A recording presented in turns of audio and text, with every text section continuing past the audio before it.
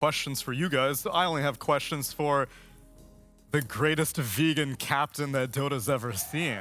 Seleri, you're a relatively mild-mannered individual, at least from what I've seen from how you present yourself.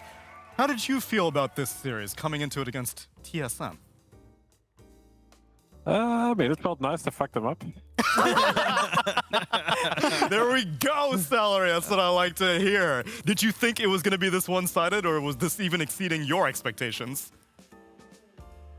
No, this was this game was pretty crazy. A lot quicker than I expected. I mean, we all played really well, but yeah, not sure. I guess this is what can happen when everyone outplays them in every lane, and you feel like your draft is better as well. It can go pretty quick. Okay, that was a more measured response, but I'll take it. In regards to the draft, what's up with this Skywrath Mage that you guys are whipping out? This is not a popular hero, but you guys are making it look good. Yeah, not sure. We used a lot of reserve time. Tofu's thinking, Anton's thinking. Wait a second, Tofu can pick first, so I can think a bit longer. They don't know what to pick. We almost run out of time. He says, give me Sky. Okay, fine. That's your game one excuse. What happens for game two? You're like, damn, that was a pretty good pick, actually. Let's do it again. Yeah, I just wanted it again. Okay. Not sure what to say about it. We never played it. Just that simple. Brian, any questions for Seleri? Yeah, my question is, when you guys are drafting, how much does it change drafting to know, like, if you first pick your mid, like in a series like this, and he wins his lane anyways? How much it changes drafting? Yeah, like if you know you're going to win the mid lane, right? regardless of like counter picks in the lane or anything like that. I mean, you cannot predict this in advance, right? Or what do you mean with it? Because it's like in this game, Quinn just outplayed him this last game, Ember against Sniper, and he didn't have the best showing, from what I understood. But in a different game, he might do a lot better. So I was just wondering, because I feel like on average, Quinn does really well in lane. So I was just wondering if that actually affects your guys' draft. Like, you're willing to pick him as hero earlier, or you're not as worried about his lane matchups as you normally would have to be. In that sense. I mean, we're not... Like, I don't think we think too much about this. We know he's very strong at laning. So for that reason, it's also good to leave his pick for later, right? We've all seen these Huskar picks later, and he just destroys the game. Like, it feels like the game ends from this pick almost. So in that sense, it's very nice to have him his pick over for later. But in some, like first pick, for example, sometimes it's just nice to pick this mid on 8, because it's a bit tricky sometimes to pick it later on. So it's nothing too crazy about it. It just depends on the pick order and how you can draft properly. Thank you. All right. I remember the last time I was in an interview with you, you said you wanted to play these like enchantresses, you know, when I asked. So obviously we get to see it. We've seen it a few times before in the past. Do you love this hero? Do you feel like it's, you know, right at the top of 5 supports, or do you think the others are still kind of stronger? No, I think it's very good right now. And it's very, very fun to play. So I'm very happy about that. But it's, in a way, it always makes you a bit sad when everyone is playing it. Like, now it's not special anymore. It's too good. But I'm not going to complain. It's still very fun to play. Well, to go off of that, though, I mean, I don't know if you noticed, in our previous series, Stinger brought out the Chen. Any thoughts on you busting that guy out maybe sometime soon? Maybe 2 days from now? I mean, it's pretty impressive that he won with it, not gonna lie. I'm not sure. I would love to play this hero, but I think I need to wait a few more days till to patch it. Okay. I'm glad that was your reaction, because we also were like, wait, is this hero good? And clearly you have some skepticism surrounding it too. Yeah, I mean, it's good for SA teams. They do their crazy stuff, right? So they bring out some crazy picks.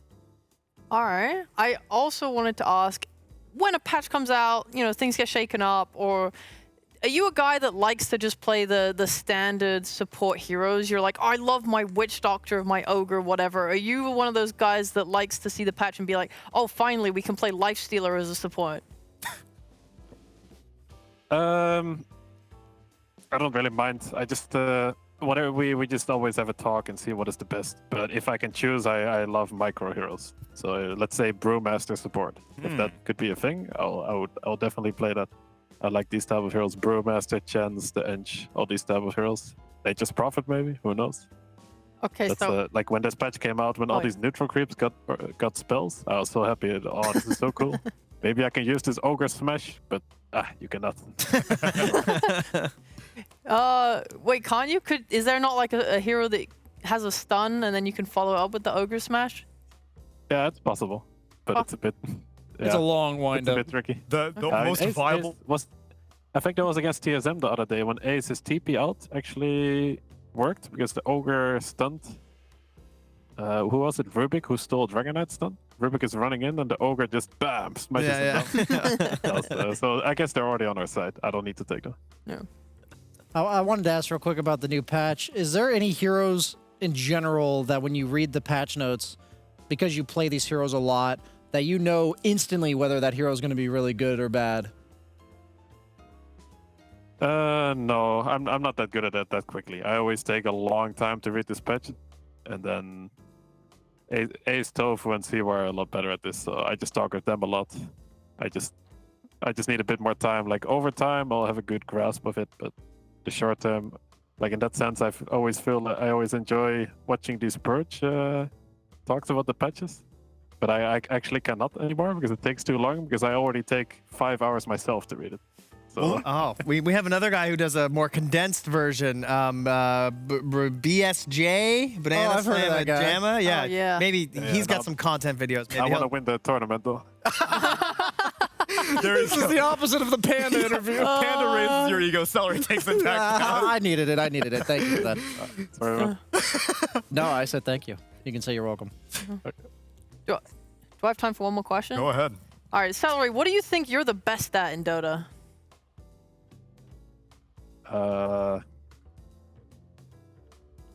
It's hard to say. Maybe. I mean, on my role, it's probably laning. I think Ace and Toph are really good at laning as well, though. So, if you can say +5, it's probably laning. I would say. All right, so you guys are just the best laners in the entire goddamn world. I love to see it. That's why this game is so quick. Heyo. Yo. Well, Celery, I believe that's all that we have for you. But if you have any shout-outs or anything you'd like to say to all the Gaimin fans that you've been acquiring over this past year, please, the floor is yours. Yeah, thanks a lot for supporting us, guys. Also, thanks to Moon for the nice banter. Maybe you should need to step up your banter again, though, because the gameplay is not working. But no, everyone that is watching our games and enjoying it, thanks a lot. I really appreciate it. And be nice for Diracho. He has these crazy deaths, but that's because he plays super aggressive. Someone has to tank it. Yes, please. I know Duracio's out here catching strays, but you guys are winning. And so the man is doing his job. Celery, thank you very much for taking the time to speak to us, and congratulations on this victory. Thank you.